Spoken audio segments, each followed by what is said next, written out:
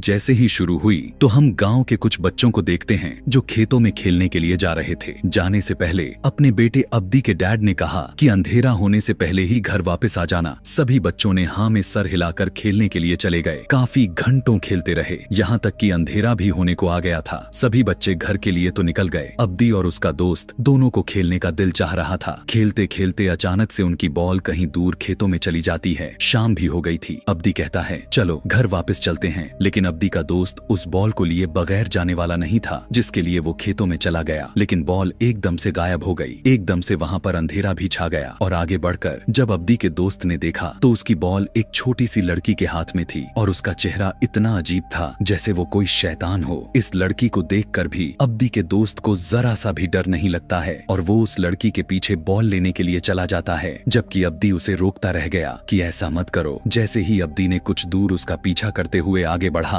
तो उसने देखा कि वो लड़की उसके दोस्त के सर पर पत्थर मार मार कर उसका मर्डर कर चुकी है। यह देखकर घबराते हुए वो गांव में गया और उसने गांव वालों को चिल्ला चिल्ला कर बुलाने लग गया। सभी लोग अब्दी की बातों को सुनते ही अब्दी के दोस्त को ढूंढने के लिए निकल गए। पता चलता है कि जहां पर अब्दी ने अपने दोस्त को देखा था अब वो वहां पर नहीं था, लेकिन नदी के चट्टानों पर उस बच्चे की लाश मिल जाती है। सब लोग इस हादसे से बहुत ज्यादा डर चुके थे। वो बच्चा जो मरा था उसके डैड को लगता था कि अब्दी ने ही उस बच्चे को मारा है, क्योंकि हर टाइम वही उसके साथ था और वो अपना कत्ल को छुपाने के लिए यह सब कर रहा है। इससे पहले कि अब्दी को उसकी ना की हुई गलती की सजा मिलती, यहाँ पर उसी गांव की एक बड़ी फैमिली का एक मेंबर मिल जाता है और आकर वो अब्दी की ओर से कहने लगता है कि मुझे अब्दी पर यकीन है, यह सब अब्दी ने नहीं किया और अब्दी जो कह रहा है वो सच कह रहा है, क्योंकि ये सारा कांड सुमाला ने किया है और शायद सुमाला आज तक जिंदा है। सुमाला के बारे में ये लोग नहीं जानते थे। तब ये आदमी इन सभी को यहाँ पर सुमाला की कहानी बताने लग जाता है। वो बताता है कि आज से 29 साल पहले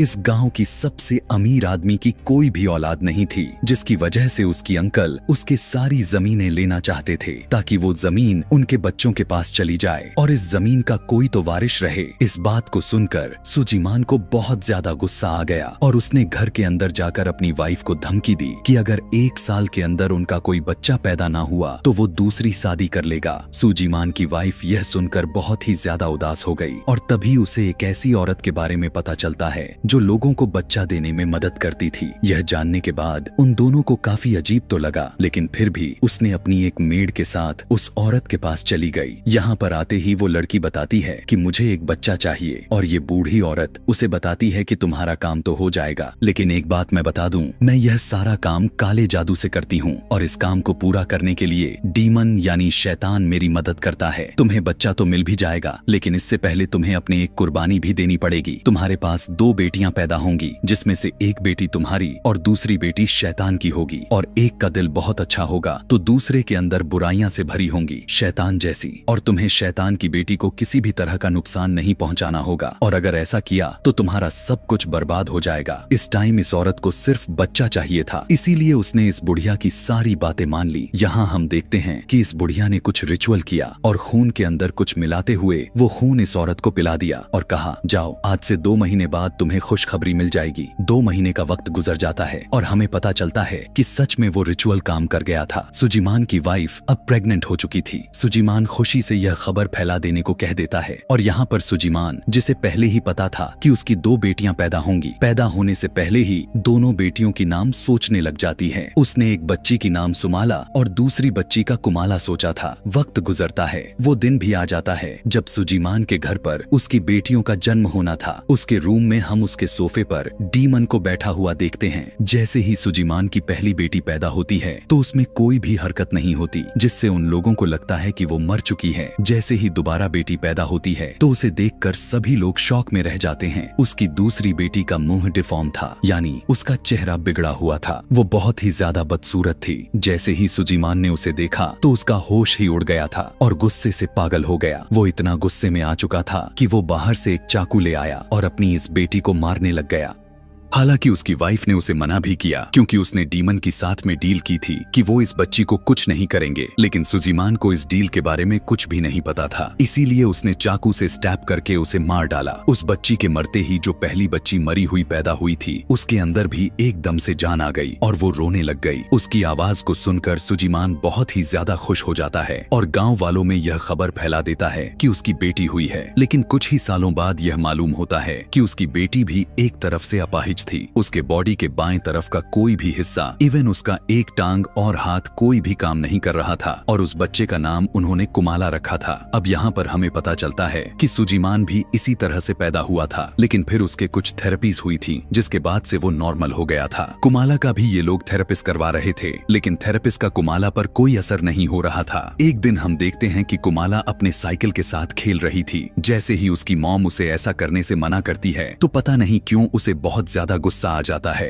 वो अपनी मॉम के साथ बदतमीजी करती है तो उसके डैड को यानी सुजीमान को यह देखकर और भी ज्यादा गुस्सा आ जाता है और वो उसे उठाकर अपने कमरे में भेज देते हैं, जहां जाकर वो पागलों की तरह अपना सर पटकने लग जाती है। देखकर ऐसा लग रहा था कि जैसे किसी ने उसे पोजेस कर लिया है, लेकिन ये लोग इस चीज को नहीं समझ पाते और कुमाला को पागल समझ लेते हैं। एक पागल को सुजीमान अपनी बच्ची नहीं मान सकता था, इसीलिए उसे अपने काल कोठरी में बंद करवा देता है। सालों गुजर जाते हैं और हमें दिखाया जाता है कि आज भी कुमाला से कोई भी अच्छी तरीके से केयर नहीं करता, प्यार नहीं करता, यहाँ तक कि उसकी मॉम भी नहीं। उसे ये लोग काल कोठरी में बंद करके रखा करते थे, जबकि ये चीजें कुमाला की मॉम को दुख दिया करती थी, क्योंकि कुमाला की मॉम को अच्छे से याद है डेविल के साथ डील में उसने यह वादा किया था कि वो दोनों ही बच्चियों को बहुत ही लाड से पालेगी, लेकिन एक को तो पैदा होते ही मार दिया गया था और दूसरे के साथ भी ये लोग बहुत बुरा कर रहे थे। देखने को मिलता है कि एक दिन कुमाला काल कोठरी से भागकर मार्केट में आ जाती है। मार्केट में बहुत सारे बच्चे थे। बच्चे जैसे ही उसे देखते हैं तो उसके हाथ पैर का मजाक उड़ाने लग जाते हैं, उसको बॉल्स भी मारते हैं और कीचड़ भी उसके ऊपर लगा देते हैं, जिससे कुमाला को बहुत ही बुरा लगता है कि तभी उसी टाइम सुजीमान और उसकी वाइफ उसी मार्केट से गुजर रहे थे। वो अपनी बेटी के साथ ऐसे बुरा सुलूक होते हुए देखते भी हैं, लेकिन उसे रोकते तक नहीं। इसके बाद सुजीमान अपने नौकर के जरिए कुमाला को घर बुला लेता है और एक हंटर से उसे बहुत ही ज्यादा मारता है, क्योंकि उसने हमेशा कुमाला को बाहर जाने से मना किया था। यहाँ पर हम देखते हैं सुजीमान की वाइफ की मेड कुमाला से बहुत प्यार करती थी। वो कुमाला को बचाने की कोशिश करती है, लेकिन ज्यादा कुछ नहीं कर पाती। सुजीमान जब उसे मारकर यहाँ से चला जाता है तो सम नामी वही औरत कुमाला के कमर पर दवाई लगाती है, उसे चुप रहने के लिए कहती है और उसे अच्छा फील करवाने के लिए उसे पियानो बजाने के लिए लेकर जाती है। आज उसने कुमाला के लिए एक डॉल भी बना दी थी, जिसे वो उसे गिफ्ट के रूप में देती है, क्योंकि आज कुमाला का बर्थडे था जो किसी और को याद नहीं था। रात में अब कुमाला सो जाती है और आधी रात में उसकी अलमारी का दरवाजा नॉक होता है और उस अलमारी की दरवाजा खोलकर उसके अंदर से सुमाला यानी उसकी दूसरी बहन निकल कर आती है, जिसे उसे डैड ने पैदा होते ही मार डाला था। कुमाला सुमाला के स्पिरिट से डर रही थी, लेकिन सुमाला ने उसे गले लगाकर उसे यकीन दिलाया, नहीं, मुझसे नहीं डरो, मैं तुम्हें किसी भी तरह का नुकसान नहीं पहुंचाऊंगी, क्योंकि तुम तो मेरी बहन हो, मुझे भी तुम्हारे डैड ने मारा था और अब वो तुम्हारे साथ भी बुरा सुलूक करते हैं, मैं इन सब चीजों का बदला लूंगी। यह सब बात करने के बाद हम सुमाला की स्पिरिट को अजीब तरीके से हंसता हुआ देखते हैं, जैसे वो कोई घटिया प्लानिंग कर रही हो। यहाँ तक कि शीशे में स्पिरिट नजर भी नहीं आ रही थी। अगले दिन हम देखते हैं कि कुमाला जब पियानो बजा रही थी तब उसके डैड इस आवाज से बहुत ज्यादा तंग हो रहे थे। परेशान हुआ सुजीमान अपनी बेटी के पास आकर उसे थप्पड़ मार दिया। यहाँ पर उसकी वाइफ भी बैठी हुई, जिन्होंने कुमाला को कुछ नहीं कहा और न ही कुमाला को चुप करवाया। यहाँ पर सम कुमाला को चुप कराया। यह देखने को मिला कि उसकी मॉम भी उससे प्यार नहीं करती थी। अब जिस टाइम सम उसे स्ट्रांग होने के लिए कह रही थी, उसी टाइम उसके बॉडी में एक बहुत ही बड़ा चेंजेस आता है। वो उठ खड़ी होती है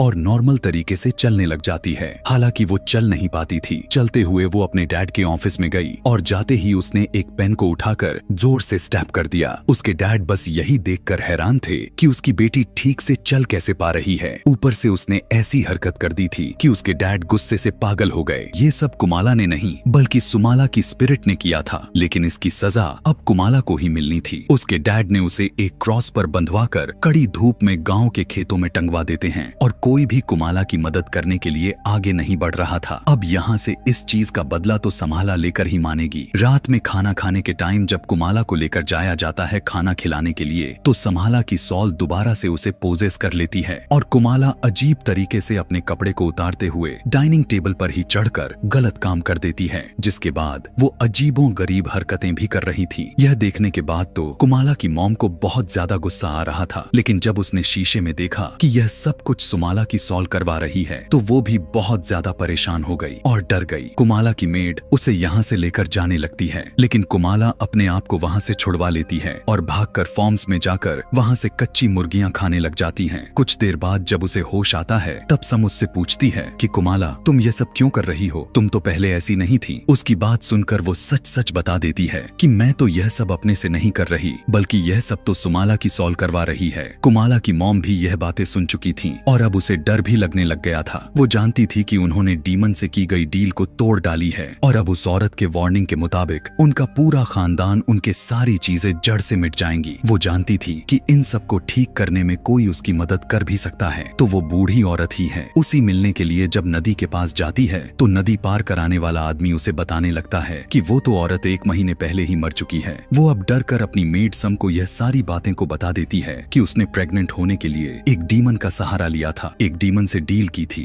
और उस डील को वो तोड़ चुकी है, जिसके बाद अब बहुत ही बुरा होने वाला है। और हम देखते हैं कि सालों गुजरने के बाद भी कुमाला के साथ ये लोग अभी भी बुरा सुलूक कर रहे हैं। सम अपने मालिक यानी सुजीमान से कुमाला के ऊपर दे रहे जुल्म को बंद करने के लिए कहती है, लेकिन वो उसका एक भी नहीं सुनता और कहता है कि कुमाला दिन पे दिन बदतमीज होती जा रही है और उसे सजा देना बहुत जरूरी है। उसकी सजा देने के बावजूद भी सम कुमाला के पास जाती है और कुमाला से कहती है कि मैं तुम्हारी हूँ और मुझे तुम बहुत प्यारी हो, चाहे तुम जैसे भी हो। ये सारी बातें सुनकर कुमाला के दिल में सम के लिए इज्जत और भी ज्यादा बढ़ जाती है और अपने पेरेंट्स के लिए कम होती जा रही थी। अगले दिन हम देखते हैं कि उसके घर के पास वही बच्चे कुमाला को तंग करने के लिए आए थे, जिसे मार्केट में मिले थे। कुमाला के साथ खेलने के बहाने उन्होंने कुमाला को नीचे बुलाया, उसका मजाक उड़ाया, उसके मुंह पर मिट्टी लगा दी। यह देखकर सम उन बच्चों को वहाँ से भगाने लग गई। दूर खड़े उसके पेरेंट्स यह सब देखते रहे, लेकिन उन्होंने उन बच्चों को रोका तक नहीं। कुमाला अब बाहर क्यों आई थी, इसकी सजा में उसके डैड दोबारा से उसे काल कोठरी में डाल देते हैं। लेकिन रात को कुमाला की मॉम को काल कोठरी में से एक अजीब से आवाजें आते हुए सुनाई देने लगती हैं। वो चेक करने के लिए तो जा रही थी, लेकिन उसके हस्बैंड ने कहा यहीं बैठी रहो, तुम्हारा बहम है ये सब। लेकिन उसकी मॉम की शक बिल्कुल ठीक थी। कुमाला ने अपने आप को छुड़वा लिया था, क्योंकि सुमाला के सॉल ने उसके ऊपर कब्जा कर लिया था। वो एक खंजर लेकर यहाँ से खेतों की तरफ निकल जाती है और हम देखते हैं कि उसके पीछे सुमाला भी थी।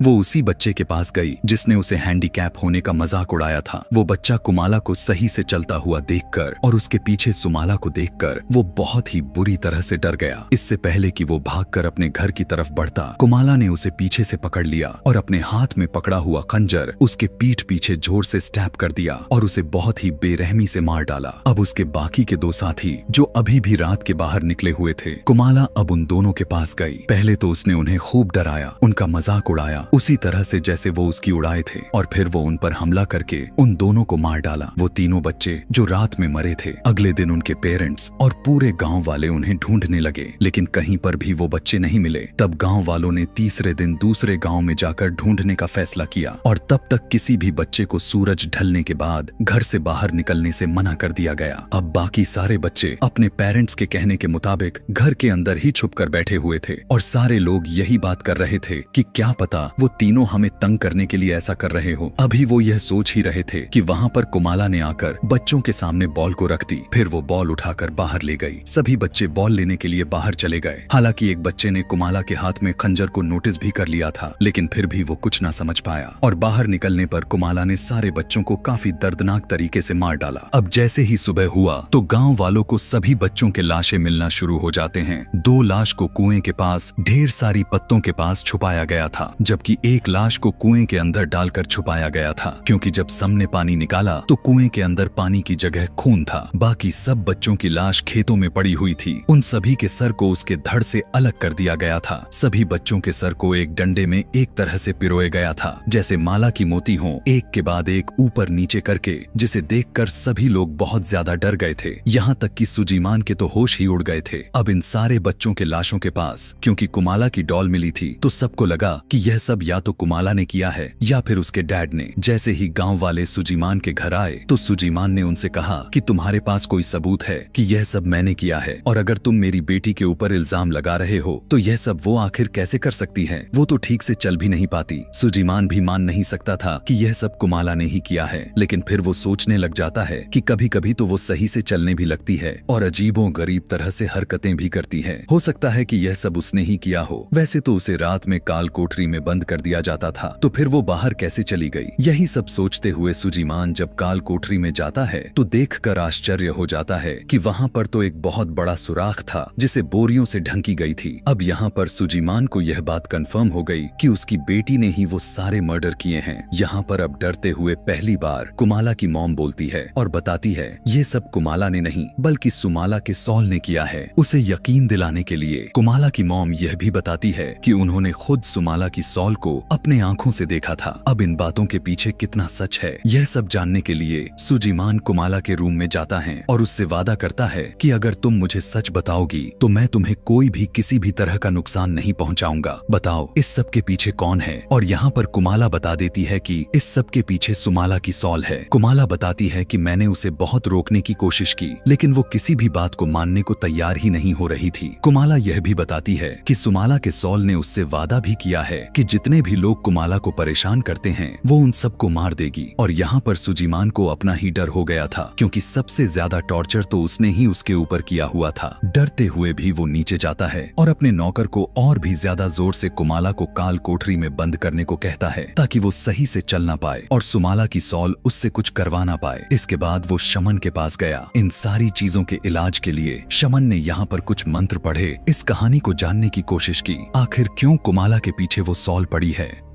और यहाँ पर उन्हें वो सारा कुछ नजर आ गया कि किस तरह उसकी वाइफ ने सिर्फ बच्चे पैदा करने के लिए डीमन से कॉन्ट्रैक्ट कर लिया था। इन सारे कॉन्ट्रैक्ट के बारे में वो सुजीमान को भी बता देते हैं। हमें पता चलता है कि कुमाला और सुमाला दोनों का आज 9th बर्थडे है। सम जब कुमाला को प्यार करने के लिए उसके पास आती तो उसने गिफ्ट के तौर पर सम को कहा कि तुम आज मेरे पास मत आना, क्योंकि सुमाला ने मुझे बताया है कि रात 12 बजे के बाद वो यहाँ पर मौजूद सभी लोगों को मार देगी और मैं नहीं चाहती कि मैं आपको किसी भी तरह का नुकसान पहुंचाऊं। उसकी बात मानते हुए सम अपने बेटे को लेकर यहाँ से जाने लग जाती है। हालांकि उसका बेटा पूछता भी है कि हम यह सब छोड़कर क्यों जा रहे हैं, यहाँ पर तो हमें सब मिलता है, लेकिन उसकी माँ इस बारे में कुछ भी जवाब नहीं देती। रात में जब सुजीमान का नौकर कुमाला को खाना देने के लिए आता है तो वो उसे पसंद बिल्कुल भी नहीं आता। वो जब खाना चेंज करने के लिए जैसे ही कहती है तो नौकर उसके साथ बदतमीजी करने लगता है कि तभी उसी टाइम वो पास पड़ा हुआ कॉकरोच को उठाकर बहुत ही अजीब तरीके से खाने लग जाती है, जो उसे अब बहुत अच्छा भी लग रहा था। यह देखने के बाद उस नौकर का दिमाग ही घूम जाता है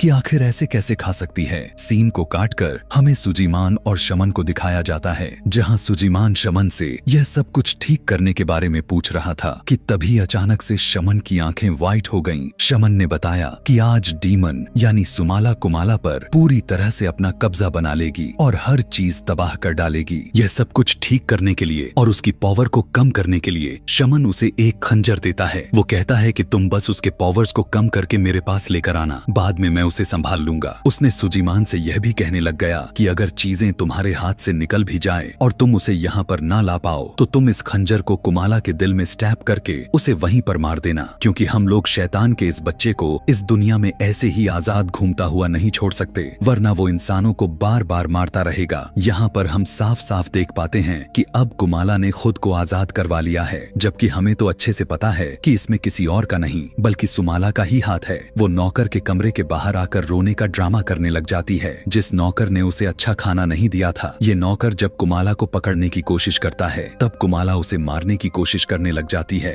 वो आदमी डर कर वहाँ से भागने लग जाता है और अब कुमाला उसके पीछे पड़ जाती है। वो आदमी अपनी जान बचाने की बहुत कोशिश कर रहा था, लेकिन कुमाला ने दरवाजे पर स्टैप कर करके दरवाजे को ही तोड़ दिया और फिर घर के अंदर आ गई। वो आदमी उससे बचने के लिए भाग तो रहा था, लेकिन पीछे से कुमाला ने चाकू को गोल गोल घुमाते हुए उसके तरफ फेंका, जिससे जो जाकर सीधा उसके शरीर में स्टैप हो गई और वो वहीं पर मर गया। यहाँ से सीधा हमें कुमाला के मॉम को दिखाया जाता है, जिसकी आंख पियानो की आवाज से खुली थी। उसकी मॉम जब नीचे की तरफ आई तब उन्होंने देखा कि कुमाला ही पियानो को बजा रही थी और उनको देखते ही कुमाला अजीब तरह चाकू लिए बढ़ने लग गई। उसकी मॉम ने देखा शीशे में सुमाला ही इससे यह सब करवा रही थी। यह देखते हुए वो सुमाला से माफी मांगने लग जाती है और खुद पीछे की तरह बढ़ने लगी। वहाँ उसे अपनी नौकर की लाश भी दिख गई। उसे काफी अच्छे से पता चल गया था कि अब ये दोनों उसे भी जान से मार डालेंगे, इसीलिए वो भागते हुए अपने रूम में जाकर अपना दरवाजा बंद कर लेती है और उसके आगे एक स्टूल भी लगा लेती है। कुमाला बार बार दरवाजे को खंजर से स्टैप करते हुए उसे मारने की कोशिश कर रही थी और फिर ताकत लगाकर उस दरवाजे को खोल डालती है। कुमाला की मॉम उससे माफी मांगती रही, लेकिन उसने उसके ऊपर रहम नहीं किया और खंजर को उसकी टांग में स्टैप करते हुए उसे मारने की कोशिश करने लग गई। इस समय उसके मॉम को बहुत ही ज्यादा दर्द हो रहा था। वो अच्छे से जानती थी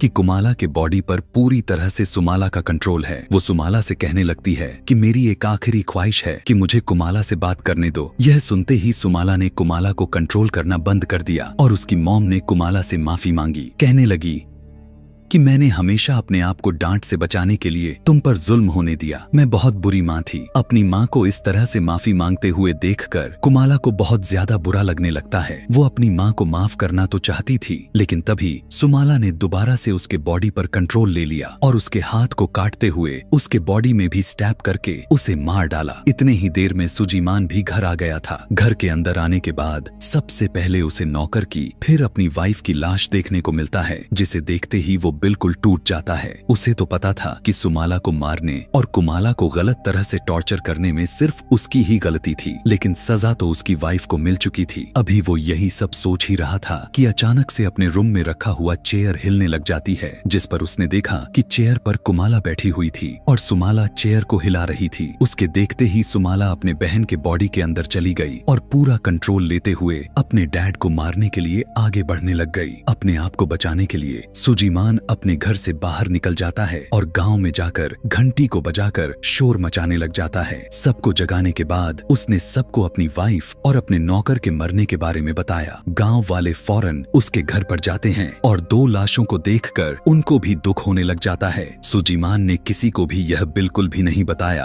कि ये दोनों मर्डर उसकी बेटी कुमाला ने ही की है। वो सभी से कुमाला को ढूंढने के लिए कहता है और बताता है कि उसे और कुमाला को एक शमन के पास लेकर जाना है। उसकी यह बातें सुनकर सबका दिमाग हिल जाता है और वे सभी समझ जाते हैं कि जरूर इन दोनों को कुमाला ने मारा है और कुमाला ने ही गांव के बाकी बच्चों को भी मारा था। इनके सर पर खून सवार हो जाता है और वो सभी कुमाला को मारने के लिए निकल लेते हैं। दरअसल कुमाला को मारना नहीं था। यह बात सुजीमान समझाता इससे पहले कि गांव वाले यहाँ से उसे मारने के लिए निकल गए। अब सुजीमान इस खंजर और रस्सी के साथ कुछ चीजें लेकर कुमाला को ढूंढने के लिए निकल जाता है। कुछ दूर आगे जाने पर कुमाला उसे दिख भी गई, लेकिन उसी टाइम वो जंगल की तरफ भाग गई। खेतों में जैसे ही सुजीमान आता है तो कोई अचानक पीछे से उसके ऊपर हमला कर देता है। ये कुमाला ही थी। अपने आप को बचाने के लिए सुजीमान ने पास पड़े हुए पत्थर को उठाकर कुमाला के सर पर वार किया और उसे वहीं पर बेहोश कर दिया। वो उसे मारना तो चाहता था, लेकिन वो ऐसा नहीं करता क्योंकि वो अच्छी तरह से जान गया था कि इन सब में उसका कोई कसूर गलती है ही नहीं। इस सब में गलती तो सुमाला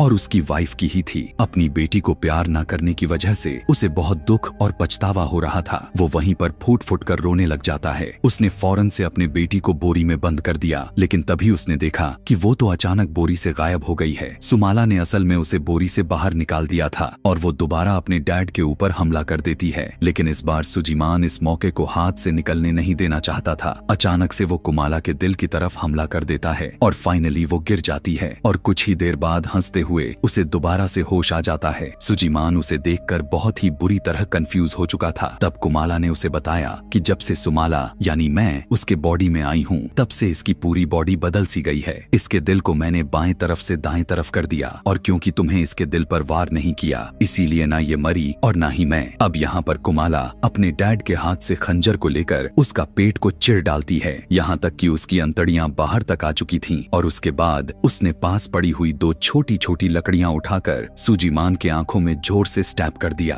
सुबह में दिखाया जाता है कि गांव वालों को खेतों में सुजीमान की बॉडी क्रॉस से लटकती हुई मिली जैसे उन्होंने कुमाला को सजा दी थी। यहाँ से सीन को प्रेजेंट में लाया जाता है और हम उसी आदमी को देखते हैं जो ये सारी कहानी यहाँ के गांव वालों को सुना रहा था। दरअसल ये लड़का असल में सम का ही बेटा था जो उस रात घर छोड़कर चली गई थी, इसीलिए उसकी और उसके बेटे की जान बच गई थी। वो बताता है कि अभी तक अगर बच्चों की जान जा रही है तो सुमाला अभी भी इस गांव में जिंदा है और बचे हुए सभी बच्चों को बचाने के लिए हमें किसी तरह सुमाला को पकड़कर उसे खत्म करना होगा। और सुमाला के मिलने तक वो गांव वालों से यह कहता है कि अपने बच्चों को रात में बाहर किसी भी कीमत पर नहीं निकलने देना होगा। सभी लोग उसकी बात को मानते हुए अपने अपने घर चले जाते हैं और रात में हमें उस बच्चे के डैड को दिखाया जाता है जिसे मूवी के शुरुआत में सुमाला ने मारा था। उसे अपने आदमी की बातों पर बिल्कुल भी विश्वास नहीं था। उसे लगता है कि उसके बेटे की मर्डर अब्दी ने ही किया है। वो रात में अब्दी को मरने के लिए अब्दी के घर के पास आ गया था कि तभी उसे वहीं पर सुमाला दिख जाती है जो इस टाइम वो मरे हुए एक आदमी की बॉडी को बहुत ही बुरी तरह से खा रही थी। और यही दिखाते हुए ये कहानी, ये मूवी यहीं पर खत्म हो जाती है, यह बताते हुए कि यह एक सच्ची कहानी है।